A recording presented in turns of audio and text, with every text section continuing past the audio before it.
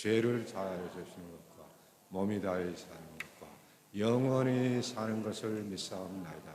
아멘.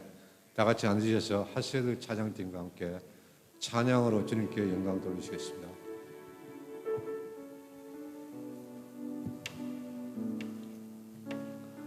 샬롬, 한 주간 평안하셨습니까? 여러분 무지개 좋아하시나요?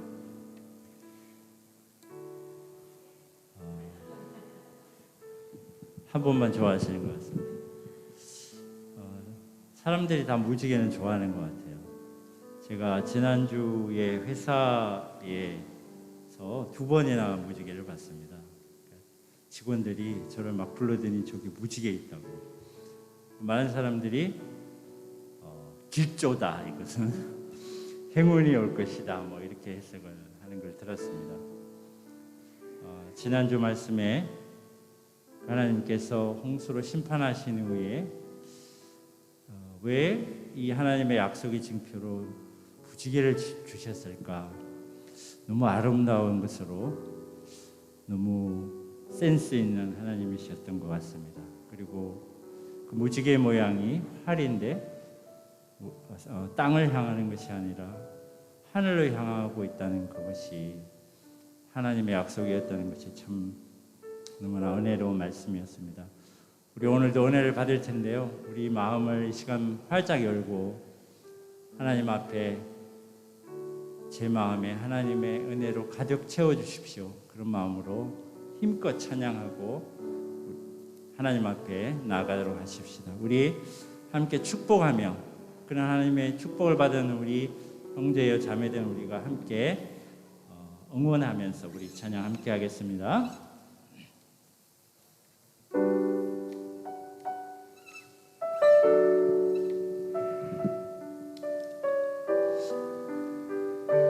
주께 힘을 얻고 주께 힘을 얻고 그 마음에 시온의 대로가 있는 그대는 하나님의 축복의 사람이죠. 주님 그대를 너무 기뻐하시죠. 주의 집에 거하기를 사모하고 주를 항상 찬송하는 그대는 하나님의 축복의 사람이죠. 주님 그대를 너무 사랑하시죠. 그대 섬김은 아름다운 찬송, 그대 헌신은 향기로운 기도, 그대가 밟는 땅 어디에서라도 주님의 이름 높아질 거예요. 다시 한번 찬양할까요? 주께 힘을 얻고 주께 힘을 얻고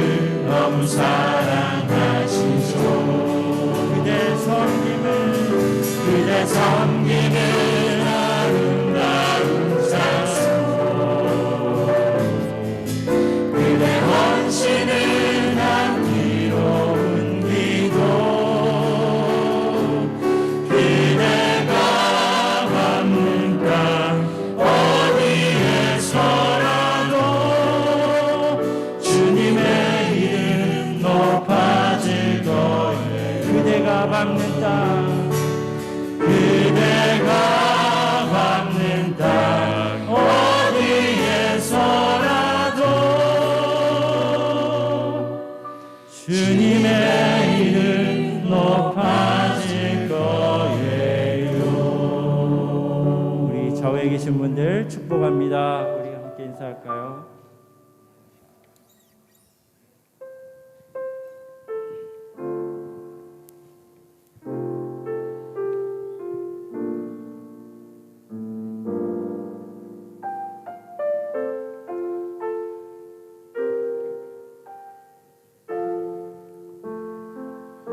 저 높은 곳을 향하여 날마다 나아갑니다. 내 뜻과 정성 모아서 날마다 기도합니다.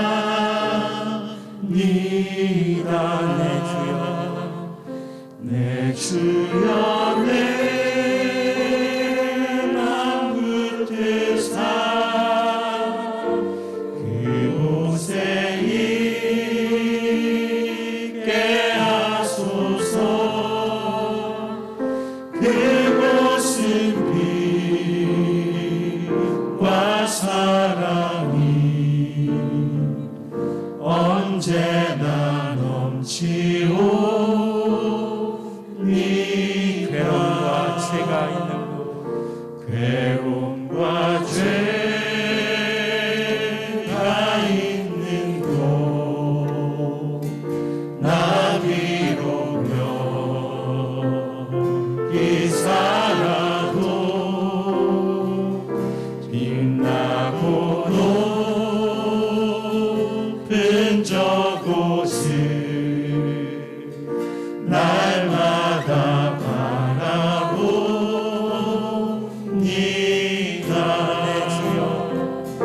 내 주여 내 맘 붙드사 그곳에 있게 하소서.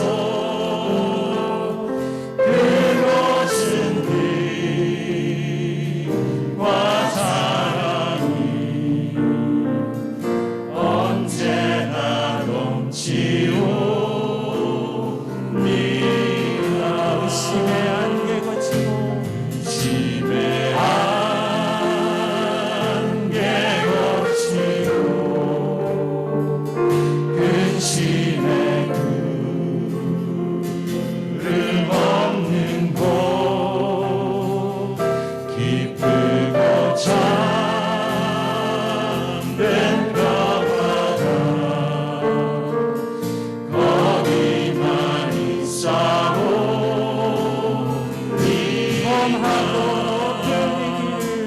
험하고 높은 이 길을 쌓으며 나아갑니다. 다시금 뒤돌아오니 내 주여 인도하소서. 내 주여 내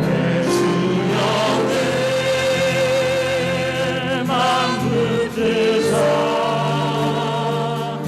그곳에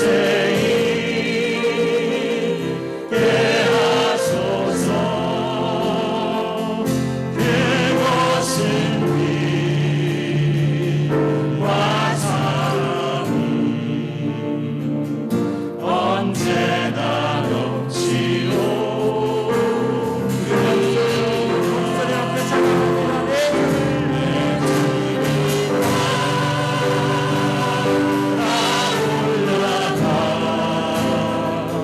저 높은 곳에 붙드사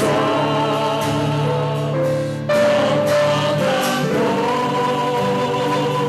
난 누리며 즐거운 노래 부르리. 내 주여 내 맘 붙드사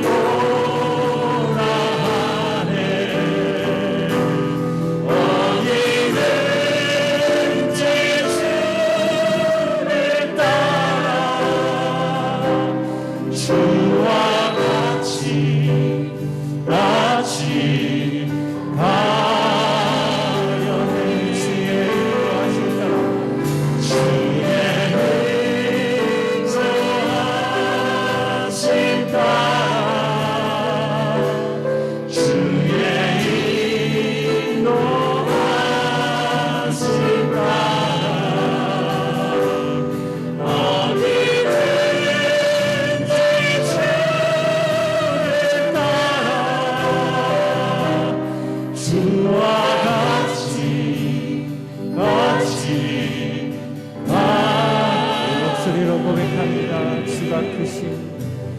주가 크신 은혜 내려 나를 항상 돌보시고 크신 영광 보여주며 나와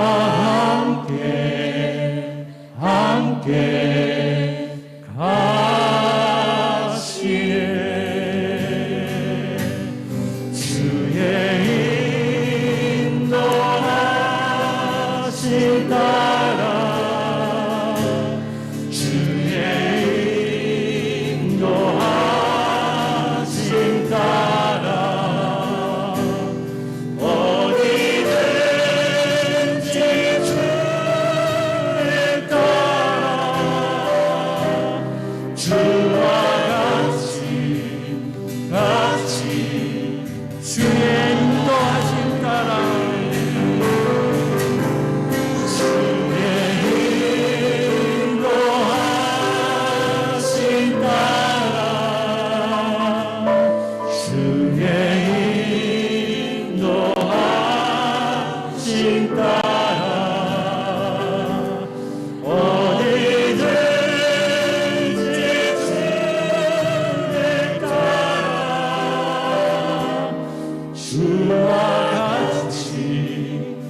같이 가려네. 하나님 감사합니다. 거친 풍랑이 있는 이 세상에 살면서 저희가 주님을 잊지 않고 다시금 이 예배의 장소로 나오게 하셔서 감사합니다.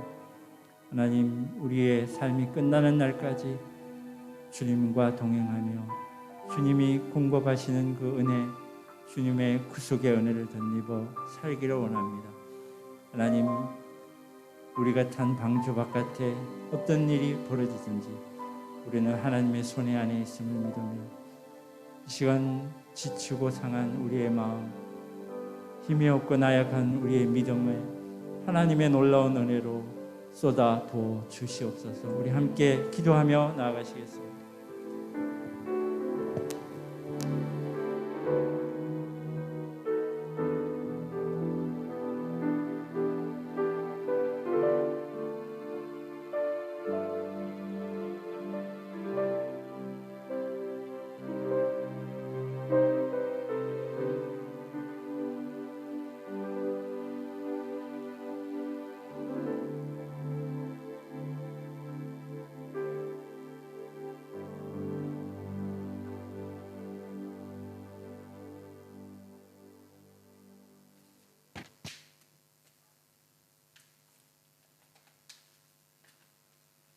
함께 기도하시겠습니다.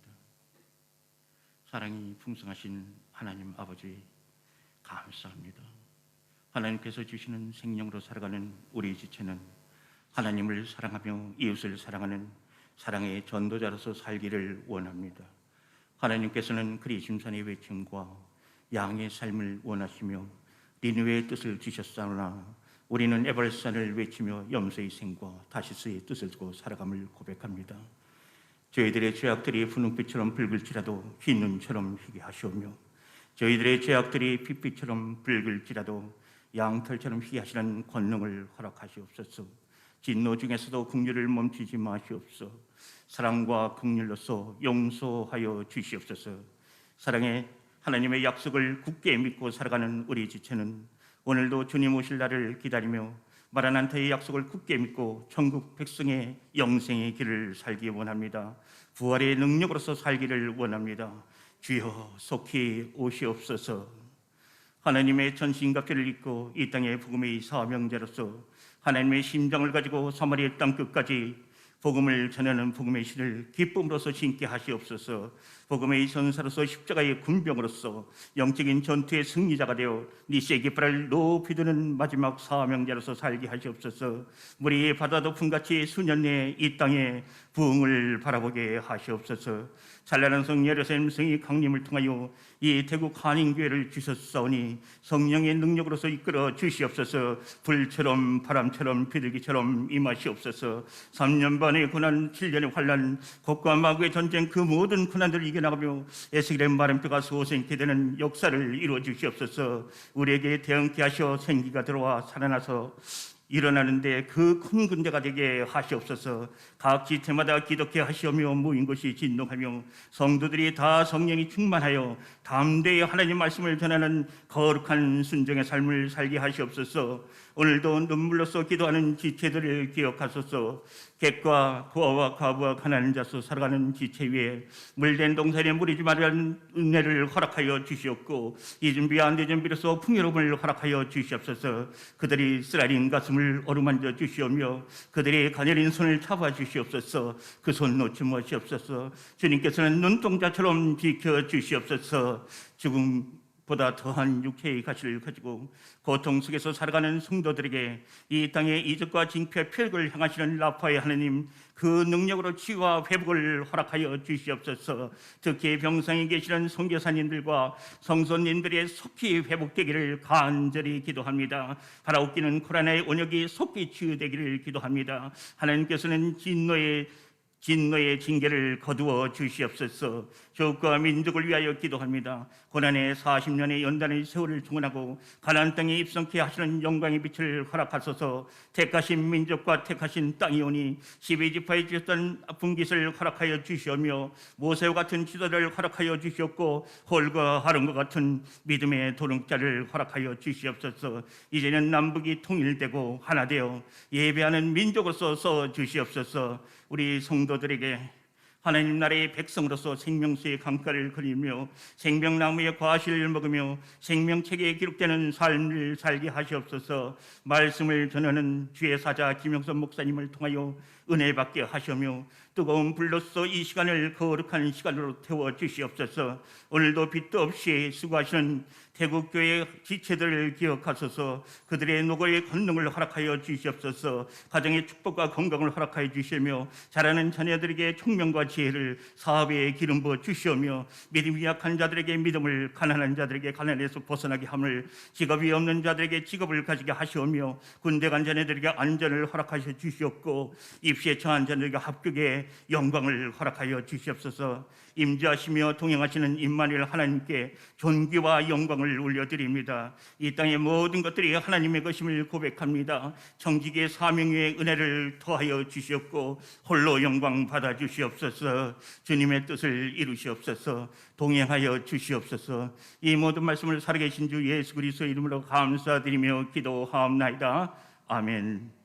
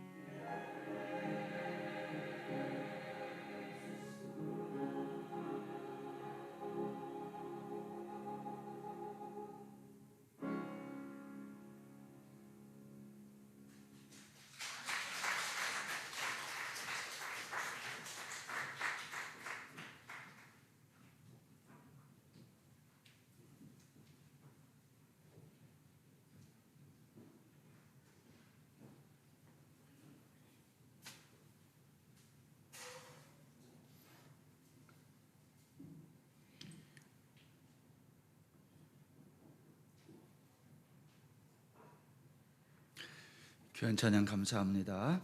하나님 말씀 보겠습니다. 창세기 9장 오늘은 18절 말씀부터 29절까지 교독하겠습니다. 창세기 9장 18절 말씀부터 29절입니다. 방주에서 나온 노아의 아들들은 셈과 함과 야벳이며 함은 가나안의 아버지라. 노아가 농사를 시작하여 포도나무를 심었더니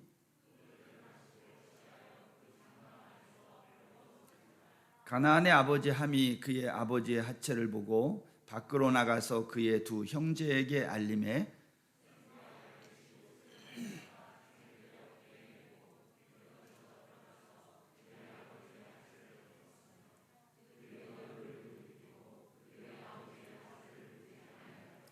노아가 술이 깨어 그의 작은 아들이 자기에게 행한 일을 알고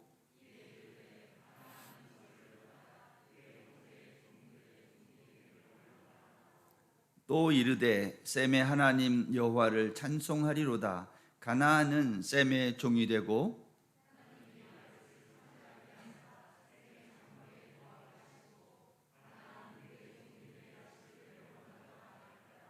홍수 후에 노아가 350년을 살았고 그의 나이가 950세가 되어 죽었더라.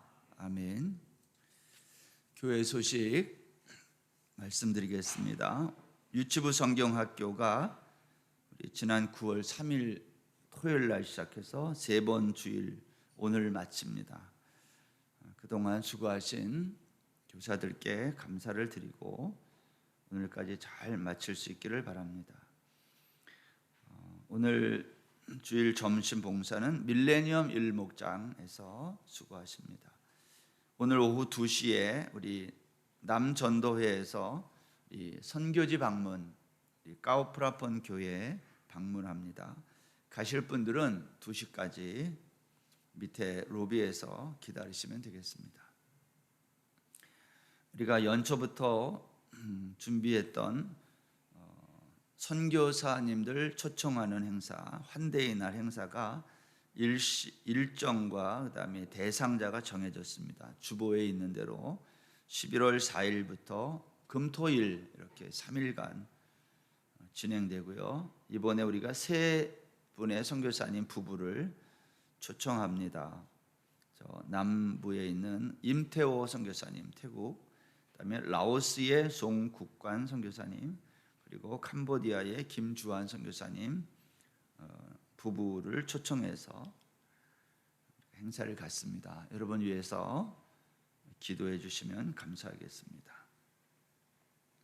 오늘 예배 마치고 1시부터 새가족반 2주차 모임이 있겠고요. 토요일 날은 신약방 4과 공부하겠습니다.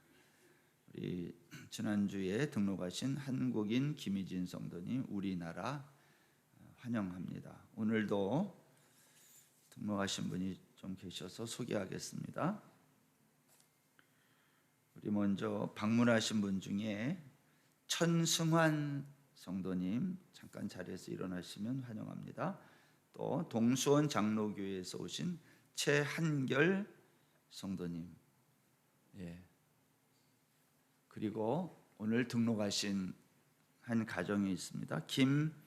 김혜정 성도님인데요. 전여준, 여민 이렇게 가족이 같이 오셨고 중국 소주 한인연합교회를 다니시다가 오셨어요. 어디 계시나요? 예, 잠깐 제가 안 보여서 감사합니다. 우리 등록하신 분과 오늘 새로 오신 분, 또 우리 오랜만에 우리 교회 다니셨던 오셨죠? 유흥선 집사님하고 정선아 집사님도 오셨어요. 저기 잠깐 일어나시고 환영하겠습니다. 네, 우리 같이 환영의 노래 같이 한번 하겠습니다.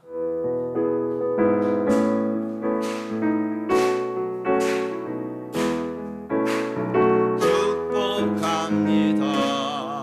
주님의 이름으로 축복합니다.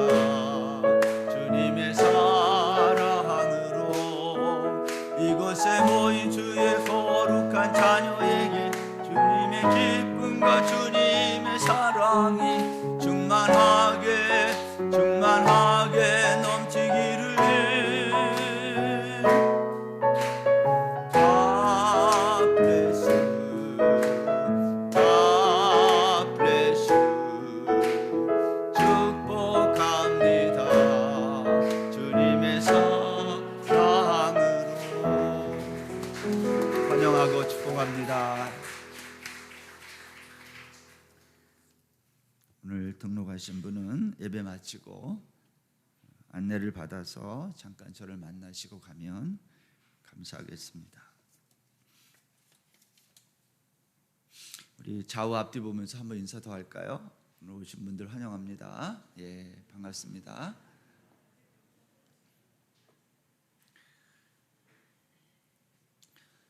저는 지난주 휴가를 잘 갔다 왔습니다.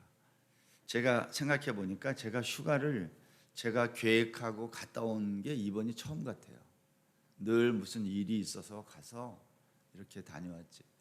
그래서 이번엔 참 뜻깊은 휴가였고요. 근데 휴가에 사람이 쉬는 게 더 힘들어요. 그래서 지금 컨디션이 안 좋아요. 머리가 띵하고 몸이 약간 무거운데 여러분들도 한 주간 잘 지내신 줄로 믿습니다. 오늘은 노아 홍수 이야기 마지막 시간이고요. 오늘 말씀의 제목은 노아 홍수 사건의 마지막 에피소드, 이러한 제목으로 함께 은혜를 나누겠습니다. 우리가 지난 시간에 다음과 같은 질문으로 마쳤어요. 홍수 사건 이후에 무지개 언약과 함께 새롭게 시작한 노아는 이후 950세의 생을 마감할 때까지 350년을 더 살았는데 노아는 그 350년을 어떻게 살았을까? 노아는 이름의 뜻처럼 안식과 구원을 누리며 살았을까? 아니면 별 차이 없었을까? 여러분은 혹시 노아의 홍수 이후 350년을 노아가 어떻게 살았을 거라고 생각하십니까?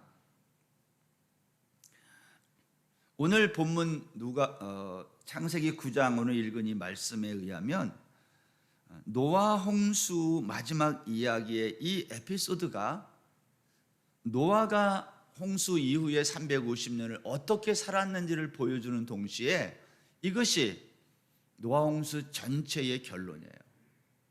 그래서 앞에서 했던 노아 홍수 이야기를 못 들으신 분도 오늘 이야기 잘 들으면 노아 홍수가 이런 얘기구나 아마 이해할 수 있을 것입니다. 결론부터 제가 말씀을 드리면 노아는 홍수 사건 이후에 하나님이 주시는 구원과 안식의 삶을 누리지 못했다는 거예요. 그리고 노아 홍수 이전의 사람들의 패역한 그러한 부패한 모습으로 돌아갔다는 거예요. 이것이 결론입니다. 인간이 누구냐? 홍수 심판이 있었음에도 불구하고 바뀌지 않는 존재가 인간이다, 그런 말이에요. 그래서 반드시 심판을 받아야 되는 것이 인간인 거예요. 전 지구적인 대홍수로 인해서 이 땅에 생명 있는 모든 육체가 다 죽고 노아의 8 식구와 방주 안에 들어간 동물들, 호흡이 있는 육체만 살아남은 세상에서 그 이후에 일어난 이 노아 홍수의 마지막 이야기는요, 창세기 9장 오늘 읽은 이 말씀은 인간이 누구냐를 우리에게 너무 적나라하게 보여줘요. 그래서 사실은 마음이 아파요, 이 말씀 자체가. 왜냐하면 이 이야기가 나의 이야기니까. 노아 홍수 마지막 에피소드가 일어난 시대는요, 방주에서 나온 노아가, 노아의 세 아들이 있죠, 셈, 함, 야벳의 후손들이 온 땅에 퍼질 때다 그랬어요. 노아는 방주에서 나와서 포도나무 농사를 짓기 시작했는데 어느 날 그는 자신이 수확한 포도 열매로 포도주를 만들어 마시고 취하여 그의 장막에서 벌거벗고 누워 잠이 들었다. 그런데 이 광경을 둘째 아들 함이 본 거예요. 함은 아버지가 술에 취해 벌거벗고 자는 모습을 단순히 본 것이 아니라 즐겼어요. 여기 함이 아버지의 하체를 보았다 할 때에 이 보다라는 이 히브리 동사는 라하라는 단어인데요, 즐기다라는 뜻이 있어요. 함은 아버지가 포도주 마시고 취하여 벌거벗고 자는 모습을 보고 재밌어 했다 이 말이에요. 아버지도 별거 아니구나 뭐 이런 거. 뿐만 아니라 그는 이 광경을 자기의 형과 동생 샘과 야벳에게도 알린 거예요. 빨리 와서 봐봐, 아버지가 지금 이러고 있다고 하고 그는 이 상황을 즐긴 거예요. 여러분 가만히 생각해 보세요. 일반적인 아들들이 아버지가 이러한 실수를 할 때 이렇게 하나요? 아니죠. 가서 아버지의 이 수치를 덮어드리는 게 보통의 아들들이에요. 그런데 함은 그렇게 하지 않았다는 거예요. 보통의 아들들과는 다른 행동을 우리에게 보여주고 있는 거죠. 이것이 이상한 거예요. 왜 함은 이 상황을 즐기고 형과 동생에게도 이 사실을 알렸을까요? 그런데 함의 이와 같은 행동에 대해서 아버지 노아가 어떻게 반응했는가 하는 거예요. 여러분, 함의 아들의 이와 같은 행동을 보고 노아는 어떻게 반응했어요? 만만치 않아요. 25절 보세요. 이에 이르되 함의 아들 가나안은 저주를 받아 그의 형제의 종들의 종이 되기를 원하노라. 노아는 함에게 지금 저주의 예언을 하는데, 여기서 또 흥미로운 사실은 함에게가 아니라 함의 아들 가나안에게 저주를 한다는 거예요. 이때는 가나안이 아직 태어나지도 않았을 때인데 왜 성경은 이렇게 우리에게 말하고 있을까요? 여러분, 로마서 9장 11절에 보세요. 그 자식들이 아직 나지도 아니하고 무슨 선이나 악을 행하지 아니한 때에 택하심을 따라되는 하나님의 뜻이 행위로 말미암지 않고 오직 부르시는 이로 말미암아 서게 하려 하사 리브가에게 이르시되 큰 자는 어린 자를 섬기리라. 무슨 얘기죠? 에서와 야곱이 아직 태어나지도 않았을 때 큰 자가 어린 자를 섬기게 된다는 하나님의 예언이 이렇게 나타나 있는 거예요. 똑같은 거예요. 아직 출생하지도 않은 함의 아들 가나안의 미래에 대하여 노아가 저주의 예언을 하고 있는 거죠. 가나안은 형제의 종들의 종이 된다, 대대로 종이 된다, 그 뜻 아닙니까? 여러분, 지금 노아는 단순히 자기가 포도주를 마시고 옷을 벌거벗고 그러한 수치를 덮어주지 않은, 그리고 그것을 드러낸 함의 행동에 대하여 말하는 것이 아니라 함의 아들 가나안의 미래가 어떻게 될 건지, 가나안의 미래를 예언한 거예요. 만일 노아가 함의 아들 가나안에게 이런 저주의 예언을 하지 않았다면, 실제로 성경에서 역사 속에서 함의 아들 가나안의 후손들은요, 하나님의 계명을 따라 사는 거룩한 백성이 되었을까 하는 거예요. 그렇지 않다는 거예요. 여러분, 창세기 10장에 가면 가나안의 후손들이 여기 나오는데, 거기에 보면 가나안의 아들은 하면서 시돈과 헷과 여부스 족속과, 우리가 많이 들어봤던 족속들이죠. 아모리 족속, 기르가스 족속, 히위 족속이라 그랬어요. 이러한 족속들, 이 족속들은 어디에 사는 사람들이에요?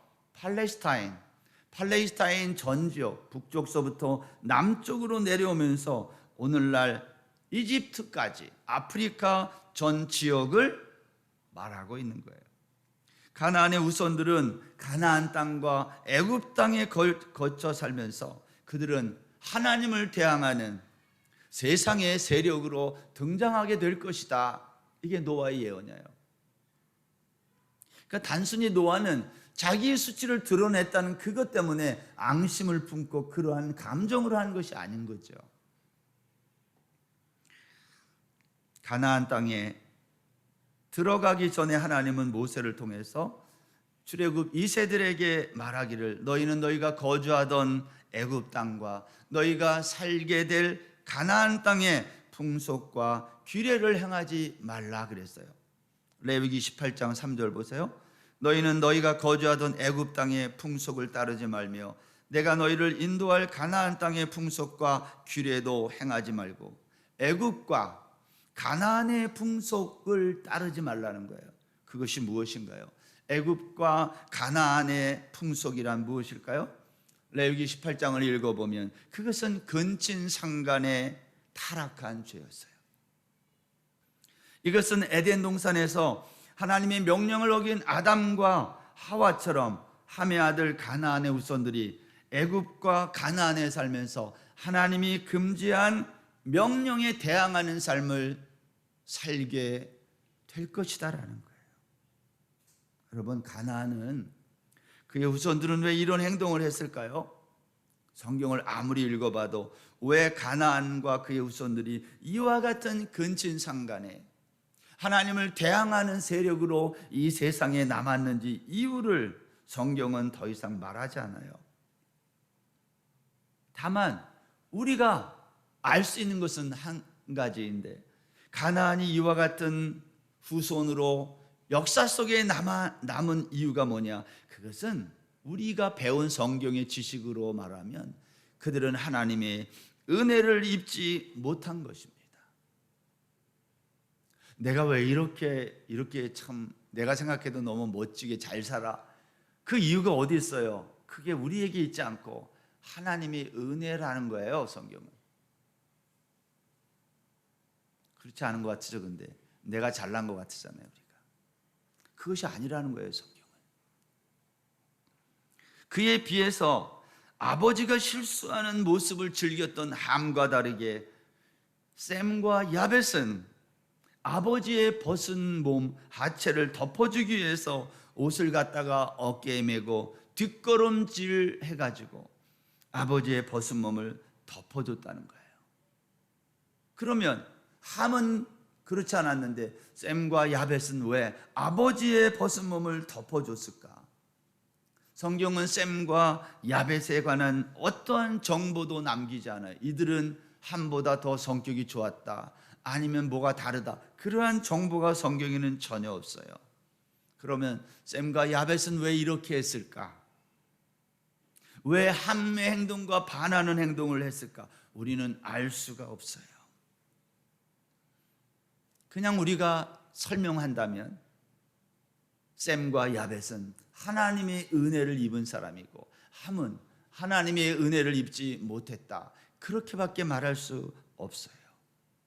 오늘 본문의 클라이막스는요, 아버지 노아가 술에서 깨어난 다음 둘째 아들 함이 자기에게 벗은 몸을 보고 재밌어하고 다른 두 형제에게 고한 것을 알게 된 이유입니다. 노아는 이 일을 그냥 넘기지 않았어요.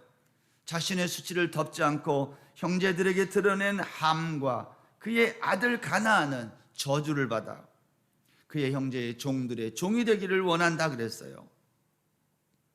여러분, 그런데 생각해 보세요.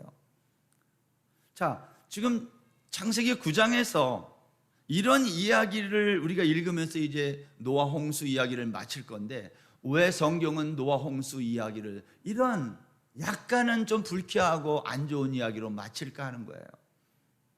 그냥 방주에서 노아가 나온 다음에 제사를 드리고, 그때 함은 제사를 안 드렸나요? 같이 드렸죠. 그리고 하나님과 언약을 맺고 하나님이 그 언약의 증거로 무지개를 하늘에 걸어두시고, 그렇게 아름답게 노아 홍수 이야기가 끝나도 되는데 왜 성경은 이렇게 노아 홍수 이야기의 마지막을 이렇게 마칠까 하는 거예요. 이 불편한 이야기로 끝내야 되는 이유가 뭘까요?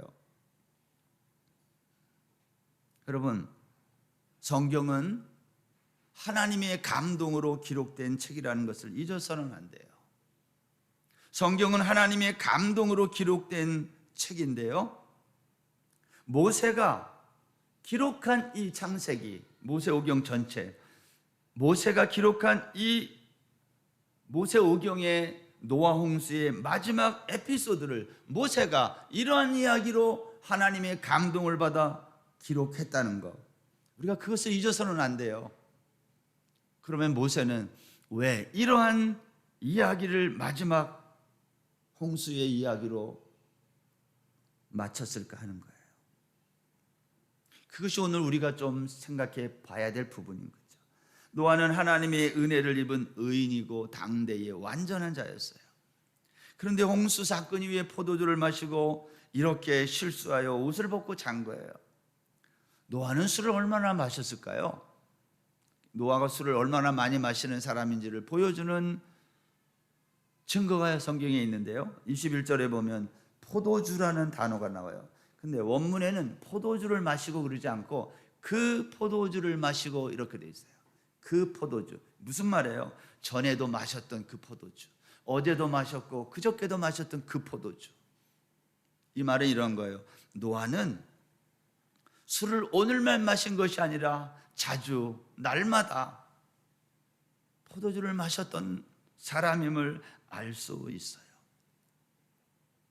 누가복음 17장 27절에 가보면 이런 말씀이 있습니다. 노아가 방주에 들어가던 날까지 사람들이 먹고 마시고 장가들고 시집가더니 홍수가 나서 그들을 다 멸망시켰으며, 노아 시대의 특징을 설명했는데 두 가지로 얘기했어요.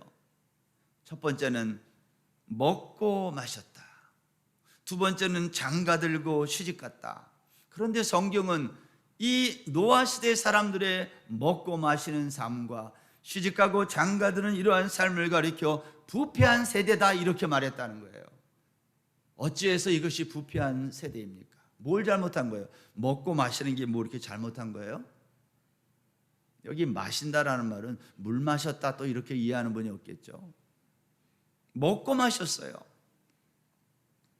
여러분, 사실 먹고 마시는 것은 우리의 평범한 일상일 수 있습니다. 그런데 성경은 먹고 마시는 것을 부패한 세대의 특징이라고 말하는 거예요.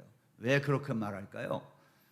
여러분, 이스라엘 백성들이 애굽을 나와 광야를 지날 때에 늘 입에 붙어 있었던 불평과 원망이 있었어요.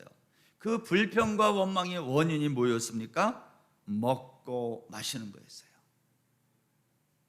이스라엘 백성들은 광야에서 먹고 마시는 것이 늘 불만이었어요. 신명기 8장 2절 이하에 보시면, 내 하나님 여호와께서 이 40년 동안에 내게 광야 길을 걷게 하신 것을 기억하라. 이는 너를 낮추시며 너를 시험하사 내 마음이 어떠한지 그 명령을 지키는지 지키지 않는지 알려 하심이라. 너를 낮추시며 너를 줄이게 하시며 또 너도 알지 못하며 내 조상들도 알지 못하던 만나를 내게 먹이신 것은 사람이 떡으로만 사는 것이 아니요 여호와 입에서 나오는 모든 말씀으로 사는 줄을 내가 알게 하려 하심이니라. 먹고 마시는 게 왜 문제가 될까요? 하나님은 광야에서 이스라엘 백성들이 먹고 마시는 것 때문에 불평할 때 주신 게 만나예요. 왜 하나님은 광야에서 이스라엘 백성들에게 만나를 먹이셨을까요? 그 이유를 신명기 8장에 설명한 거예요. 사람이 떡으로만 사는 것이 아니라 여호와 입에서 나오는 모든 말씀으로 사는 줄을 알게 하려 한다.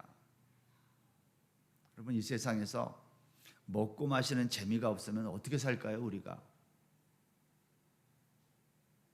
예배 마치고 먹을 게 없어요. 예를 들어서 여기만 없는 게 아니라 밖에 나가도 없어요. 그럼 여러분 무슨 재미로 살 거예요?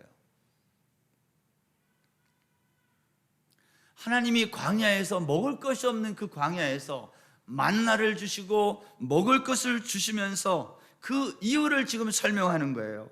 내가 너희들에게 광야 40년 동안 먹고 살게 한 그 만나를 준 이유는 단순히 육신의 양식이 아니었다는 거예요. 사람이 떡으로만 사는 게 아니라 하나님의 입으로 나오는 말씀, 하나님의 모든 말씀으로 살아야 된다. 이 말은 영의 양식으로 살아야 된다. 그것을 설명한 거예요. 홍해를 건너고 유월절 어린 양을 잡아먹고 홍해를 건너고 구원받은 하나님의 백성들은 육신의 양식만으로는 살 수 없는 존재라는 거예요. 너희들은 영의 양식을 먹어야 된다는 거예요. 그런데 이스라엘 백성들은 광야를 지나면서 영의 양식에는 관심이 없었고 먹고 마시는 일에만 관심이 있었다는 거예요. 여러분, 먹고 마신다는 것은 이런 말이에요. 이 땅의 것만을 위해서 산다는 상징적인 표현이 먹고 마시는 거예요. 저 하늘의 삶은 전혀 생각하지 않고 이 땅의 삶만을 생각하는 사람들, 그걸 부패한 세대 그래요. 여기 또 장가 들고 시집 간다 그랬어요. 여러분, 시집 가고 장가 가는 이 일은 먹고 마시는 일처럼 우리의 평범한 일상이에요. 그런데 성경은 이것을 가리켜 부패한 세대의 두 번째 특징이라는 거예요. 창세기 6장 설교하면서 이것은 이미 말씀을 한번 드렸어요. 왜 사람들이 시집가고 장가 가는 것이 문제가 될까요? 그것은 당시 시대의 사람들은 결혼을 자기 힘을 키우는 방법으로 삼은 거예요. 창세기 6장 2절에서 하나님의 아들들이 사람의 딸들의 아름다움을 보았다. 여기에 아름다움이란 뭐였어요? 외모라 그랬어요. 여인들의 아름다운 외모.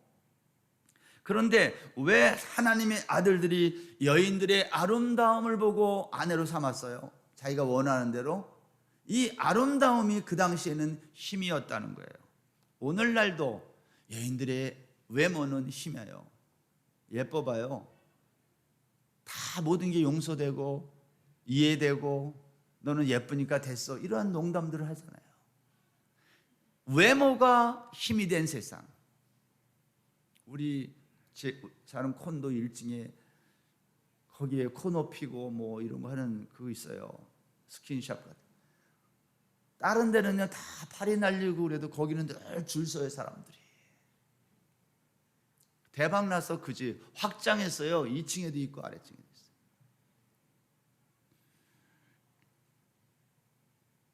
예쁘기만 하면 되는 거예요, 이 세상은.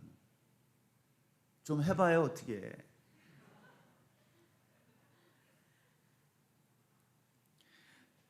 하나님의 아들들이 사람의 딸들의 아름다움을 보고 아내로 삼았다는 것은, 힘이 되는 것은 다 자기들이 끌어모았다 그 말이에요.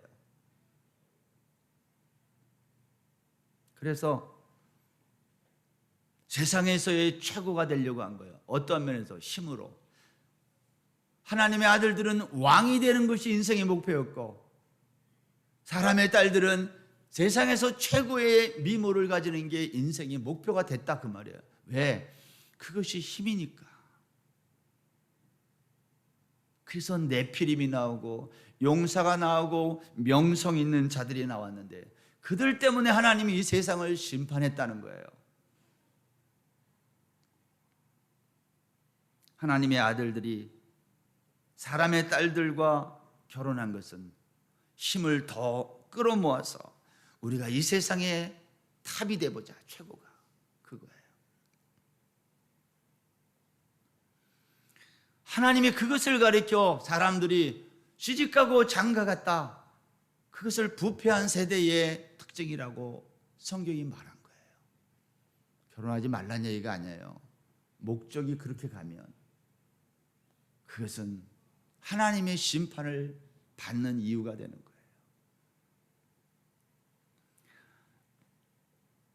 하나님은 우리가 이 땅에서 결혼하여, 아담과 하와가 결혼해서 하나님의 형상을 닮은 하늘의 백성을 만들기 원하셨어요.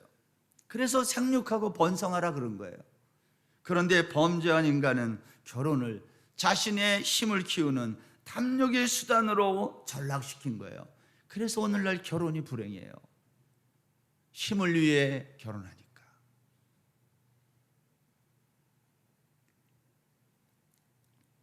노아 홍수 사건은 이 땅의 모든 육체가 죽는 것입니다. 그런데 하나님은 그 가운데 몇 명을 방주 안에 들어가 살게 하고 나머지는 다 죽게 만든 거예요. 누구는 살려내고 누구는 죽게 만드신 이유가 뭐예요? 왜 노아의 8식구만 살려요? 한 80명쯤 살리든지 배를 좀 더 크게 져서 한 800명, 8,000명 이렇게 살리면 안 돼요? 왜 8명이냐는 거예요.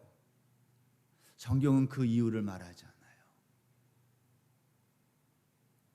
우리가 할 수 있는 답은 하나님이 그렇게 하신 것을 성경이 뭐라고 말했어요? 그러나 노아는 은혜를 입었더라.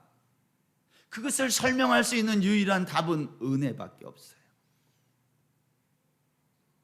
그런데 노아를 살렸던 그 은혜가 오늘 창세기 9장 노아 홍수의 마지막 이야기에서 여기 다시 등장해요. 그 단어가 뭐예요? 23절에 셈과 야벳이 아버지의 하체를 덮었다. 그 덮었다라는 말이 은혜라는 말이에요. 이 덮었다라는 이 히브리 말은요, 카사라는 단어인데요. 여러분, 홍수가 일어날 때에 노아의 8식구와 많은 그 방주 안에 있는 동물들이 어떻게 살았어요? 방주 때문에 살았어요. 방주가 그들을 하나님의 심판의 비로부터 덮어준 거예요. 그래서 살았어요. 오늘 본문에서 함은 아버지의 하체를 덮지 않았어요. 셈과 야벳은 그것을 덮었어요. 여기에 덮다라는 이 단어가 그냥 평범한 단어가 아니라 구속사를 설명할 때 등장하는 단어인 거예요. 시편 32편 1절에 보면 허물의 사함을 받고 자신의 죄가 가려진 자는 복이 있도다 할 때에 가려진이 이 카사, 덮다예요. 같은 단어예요. 다시 말하면 셈과 야벳이 아버지의 하체를 덮은 것은 단순히 아버지의 수치를 덮은 것이 아니라 구속사와 관련된 용어입니다. 창세기 3장에서 하나님을 두려워하는 아담과 하와에게 하나님은 가죽 치마를 지어 입혀줬어요. 여러분, 벌거벗은 몸을 가죽 치마를 지어 입는다는 것은 덮는 거예요. 똑같은 거예요. 출애굽기 12장에서 이스라엘 백성들이 유월절 어린 양을 잡아먹고 그 피를 집 좌우 문설주와 인방에다가 발랐어요. 이거는 덮는 거예요. 죽음의 전사가 애굽 땅에 집집마다 다니며 장자들을 다 죽일 때 고센 땅의 이스라엘 백성들의 집의 장자들은 다 죽지 않았어요. 이유가 뭐예요? 어린 양의 피가 그 집을 덮은 거예요. 대문을 덮은 것은 다 덮은 거예요. 입구니까.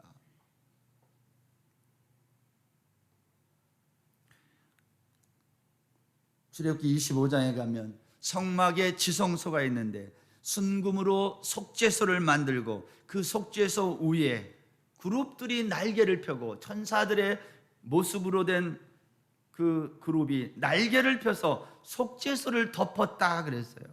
출애굽기 25장 20절 보세요. 그룹들은 그 날개를 높이 펴서 그 날개로 속죄소를 덮으며 갔사.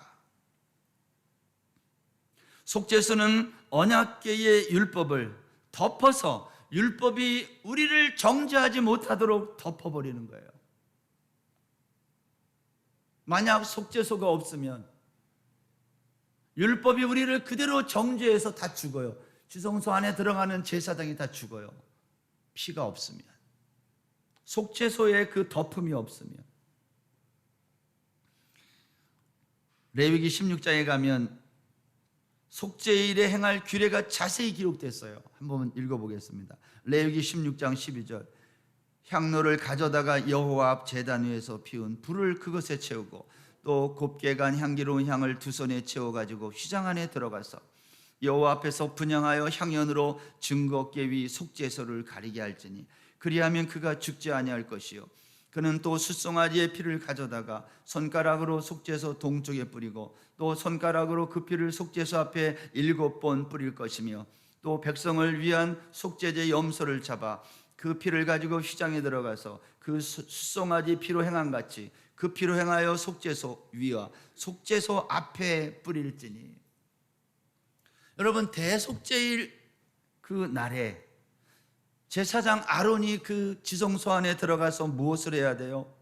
제사를 드리기 위해서 불을 피우는데요, 향로, 불 피운 향로와 곱게 간 향기로운 향을 두 손에 가득 채워 가지고 들어가서 거기에서 불을 피우면 그 향이 지성소 안에 가득 차요. 이 향연이 뭐 하는 거예요? 덮는 거예요. 뭐를 덮어요? 아론의 죄를 덮는 거예요. 안 보이게. 그 다음에는 숫송아지를 잡아서 그 피를 속죄소 동쪽에 뿌리고 속죄소 앞에 7번 뿌려요. 속죄소 위에 그 앞에 피를 뿌리면 그 짐승의 피가 속죄소 뚜껑 위에 이렇게 흥건히 고이게 돼요. 그러면 향연으로도 가리지만 그 피로 가려가지고 그 법궤 안에 있는 율법이 보이지 않아요. 율법의 정죄로부터 이 짐승의 피가 우리를 가려서 우리의 죄를 못 보게 하여 죽음을 면하게 했다 그 말이에요. 그 다음에는 백성을 위해서 염소를 잡아 똑같은 방법으로 피를 뿌리는 거예요. 자기도 죽지 않고 백성들도 죽지 않도록 1년에 한 차례 대속죄일에 지성소 안에 들어가 제사장이 아론이 이 피 뿌리는 의식을 하는 거예요. 여기에 반복해서 나오는 단어가 뭐예요? 덮는다. 연기로 덮고 피로 덮고. 덮다라는 말은요, 덮었지 여전히 그 밑에는 뭐가 있는 거예요? 죄가 있는 거예요. 다만 그 죄가 드러나지 않아 죽음을 면하게만 해주는 거예요. 그러나 언제든지 이 향연이 거두어지고 뿌려진 피가 걷어지면 죽는 거예요. 방주 안에서 나오면 그냥 죽는 거예요. 이것은 우리의 구원을 설명하는 구약의 모형들이에요. 로마서 4장 6절에 가면 불법을 저지르지 않고 죄를 짓지 않은 사람이 복이 있다, 그렇게 하지 않았어요. 죄 안 짓고 그런 사람이 복이 있는 게 아니라 불법을 저질렀는데 사함을 받고 그 죄가 가리워진 사람들이 복이 있다 그랬어요. 우리는 죄를 짓지 않는 사람이 복이 있을 것 같은데 성경은 죄를 짓지 않은 사람들이 복이 있는 것이 아니라 죄를 지었지만 그 죄가 덮여진 사람들이 복이 있다. 이 말은 이 땅에 죄를 안 지은 사람은 없다 그 말이에요.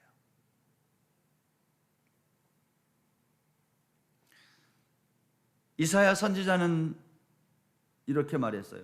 하나님 앞에서 우리 인간이 가장 잘한 것이 있다 해도 그것은 마치 거미가 거미줄로 자기 집을 지은 것과 같다. 이런 말이 성경에 있어요. 보시겠습니다. 이사야 59장 5절. 독사의 알을 품으며 거미줄을 짜나니 그 알을 먹는 자는 죽을 것이요 그 알이 밟힌즉 터져서 독사가 나올 것이니라. 그 짠 것으로는 옷을 이룰 수 없을 것이요 그 행위로는 자기를 가릴 수 없을 것이며 그 행위는 죄악의 행위라. 이사야 선지자는 우리의 행위가 거미줄이 짠 옷과 같아서 입을 수 없는 옷이라는 거예요. 여러분, 거미줄 알죠?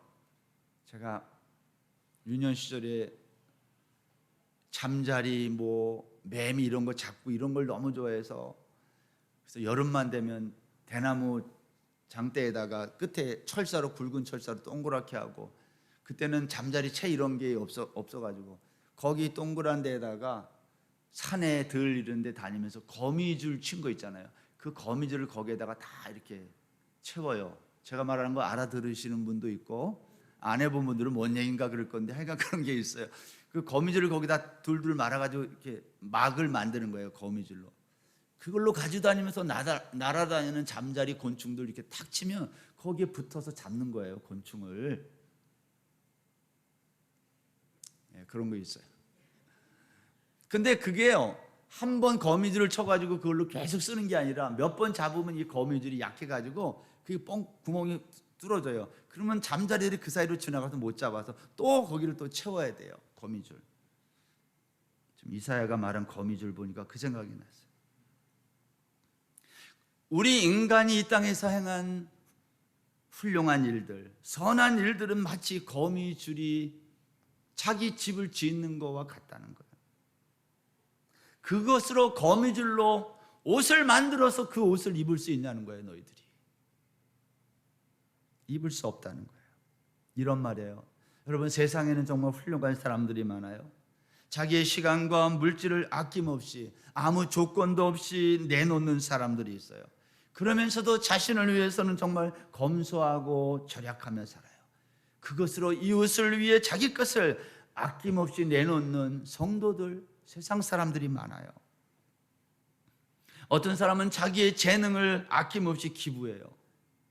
우리 교회도 악기 하는 분들 많은데 이거 배울 때 돈이 얼마나 들어가요? 저는 잘 모르는데 엄청 들어간다고 얘기해요. 이렇게 배운 재능을 그냥 아낌없이 누군가를 위해서 기부하고 살아요, 평생을.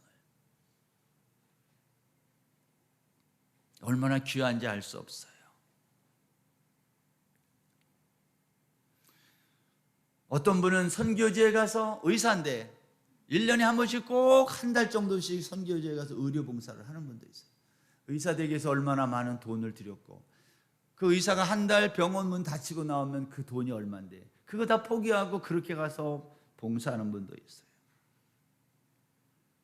우리 교회 성도님들 중에서도 자기가 가진 이 재능과 자기가 가진 시간과 물질을 아낌없이 교회와 이웃을 위해 쓰는 사람이 얼마나 많아요.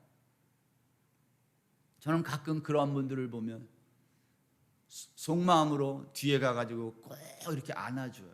마음으로. 그분이 좀 격려를 받고 힘을 얻었으면 좋겠어요. 여러분, 그 사람들의 헌신과 희생 때문에 오늘 이 세상이 이 정도 사는 거예요. 얼마나 귀하고 아름답습니까? 그런데 성경은 그러한 우리들의 감동적인 이러한 행위에도 불구하고 우리의 이와 같은 감동적인 행위가 거미가 자기 집을 짓는 거미집과 같다는 거예요. 거미줄로 짠 옷과 같은 것이 우리 인간의 행위라는 거예요. 저는 절망해요, 이런 거 보면. 인간이 이런 거구나. 우리가 그렇게 헌신하고 희생하며 인생을 이렇게 열심히 사는데도 성경은 우리의 그러한 행위에 대해서 너의 그 행위로 그 거미가 자기 자신 하나조차도 가릴 수 없다는 거예요. 왜냐하면 거미줄로 짠 옷은 심판의 비를 막을 수 없기 때문에 그렇다. 하나님이 가려주시지 아니하면 우리 모두는 다 물에 빠져 죽을 수밖에 없는 존재들이에요. 그런데 하나님이 그런 우리를 건져주고 덮어주고 가려주셨다는 거예요. 왜? 이유가 없어요. 그걸 은혜라 그래요. 노아의 무지개 언약은 십자가의 원리와 그런 점에서 똑같습니다. 창조주 하나님이 우리가 맞아야 될 화살을 대신 맞고 우리는 사는 거예요. 구름은 심판의 피를 쏟아붓는 장본인데 그 구름 속에 무지개가 나타난 거예요. 이것은 심판 속에서도 죽지 않고 사는 사람이 있다는 거예요. 하나님이 노아 홍수 심판을 내리신 것은 내가 너희들을 물로 심판하면 너희들이 정신 차리겠지, 그래서 내린 게 아니라는 거예요. 인간은 노아 홍수 심판을 경험하고도 정신 차리지 못하는 패역한 존재라는 거예요. 홍수 이후에 노아는 변하지 않았다는 얘기가 창세기 9장의 얘기예요. 노아는 포도주를 마시고 먹고 마시고 살았던 그 시대, 노아홍수 이전 시대로 돌아갔다는 것을 노아의 이 모습을 통해서 성경이 우리에게 상징처럼 보여주는 거예요. 노아만 그런 게 아니라 다 그랬다 그 말이에요.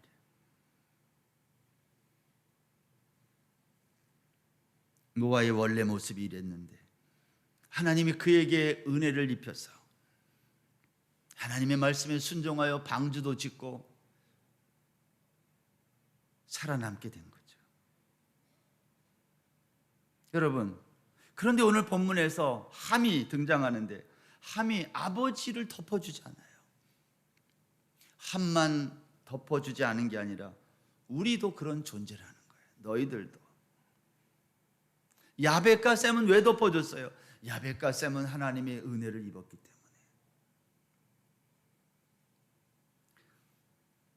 함과 우리의 차이가 없어요. 함은 우리보다 더 형편없는 아들이 아니었어요. 함과 우리의 차이가 있다면 누구는 하나님의 은혜를 입었고 누구는 하나님의 은혜를 입지 못한 차이밖에 없다.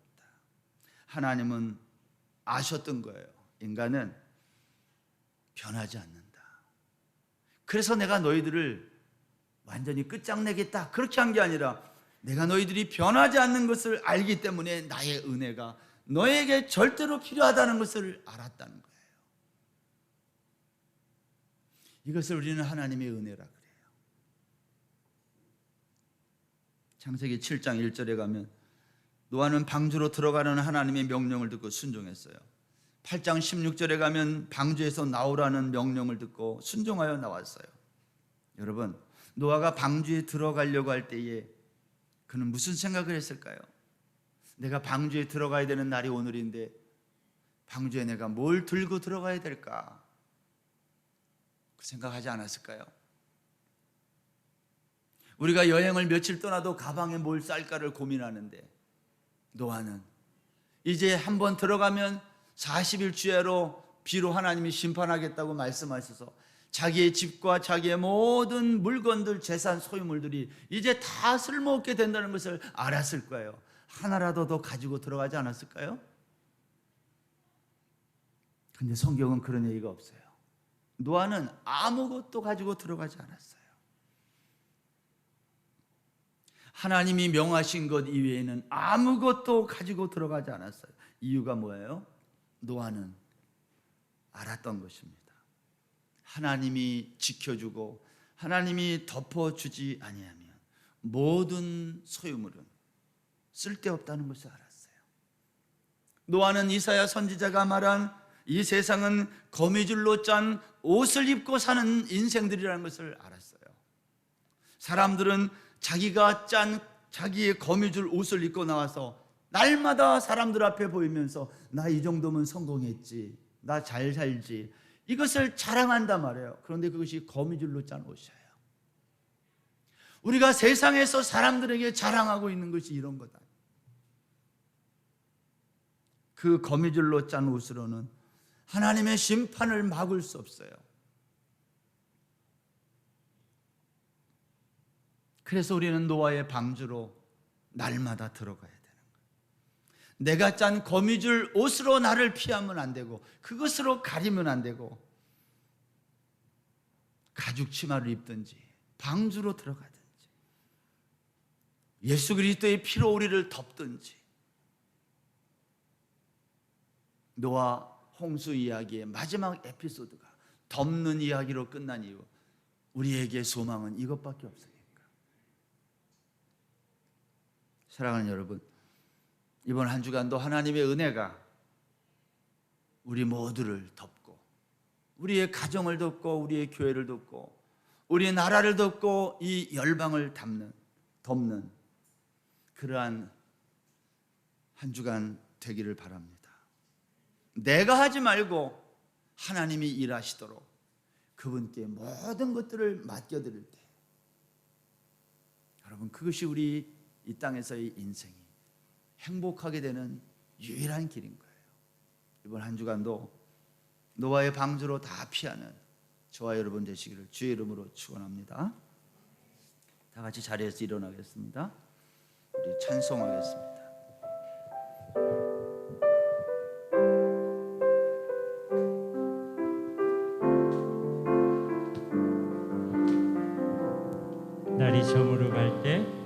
날이 저물어 갈 때 빈들에서 걸을 때 그때가 하나님의 때 내 힘으로 안 될 때 빈손으로 걸을 때 내가 고백해 여호와 이래 주가 일하시네 주가 일하시네 주께 아끼지 않는 자에게 주가 일하시네 주가 일하시네 신뢰하며 얻는 자에게 우리 모인 이곳에 주님 함께 계시네 누리네 아버지 은혜 적은 떡과 물고기 내 모든 걸 드릴 때 모두 고백해 여호와 이래 주가 일하시네 주가 일하시네 주가 일하시네 주께 아끼지 않는 자에게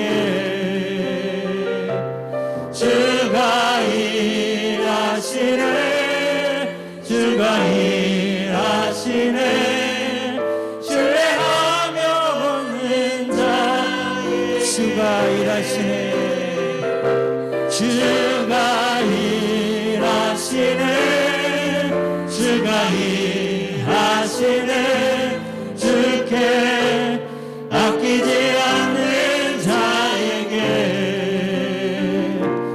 주가 일하시네 주가 일하시네 신뢰하며 얻는 자에게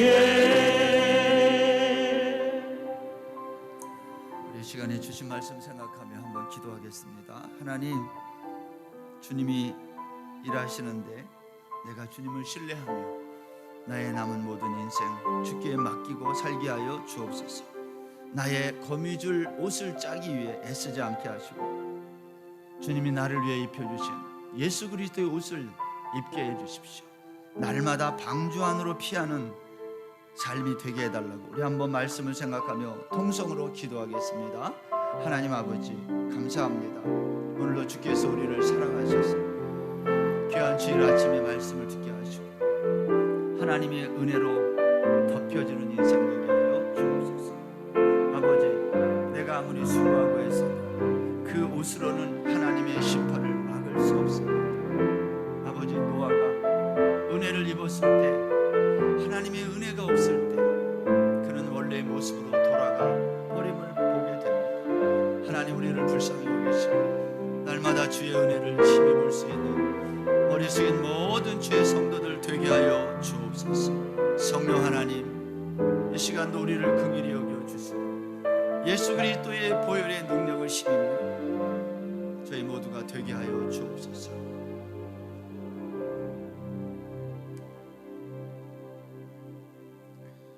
범사에 감사드립니다. 이숙정 집사님, 잘 정착하게 하신 감사합니다. 김혜정 성도님, 모든 것에 감사합니다. 이혜경 집사님, 가족들 건강 지켜주심 항상 감사합니다.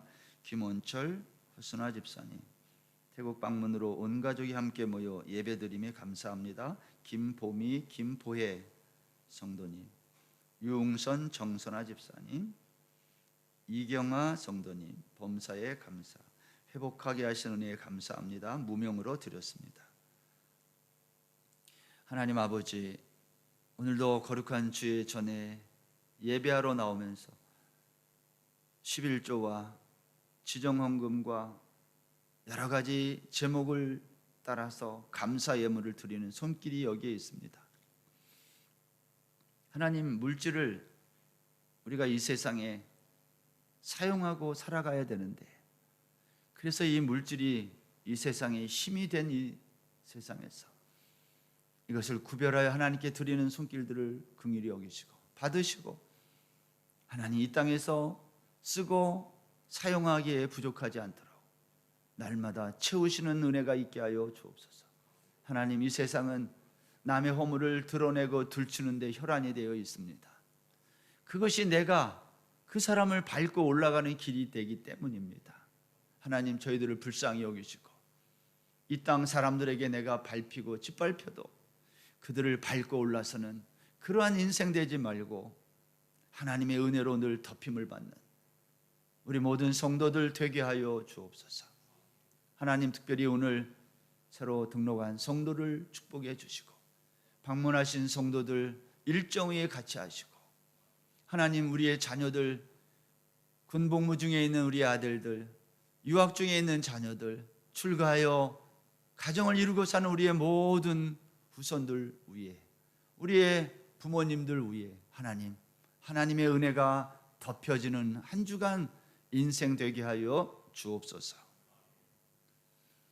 이제는 주 예수님의 은혜와 하나님 아버지의 극진하신 사랑하심과 성령님의 교통하심이, 하나님의 덮어주시는 은혜로 한 주간도 승리하며 살기 원하는 머리 숙인 모든 주의 백성들 심령 위에, 가정과 일터 위에 이제로부터 영원히까지 함께 있을지어다. 아멘.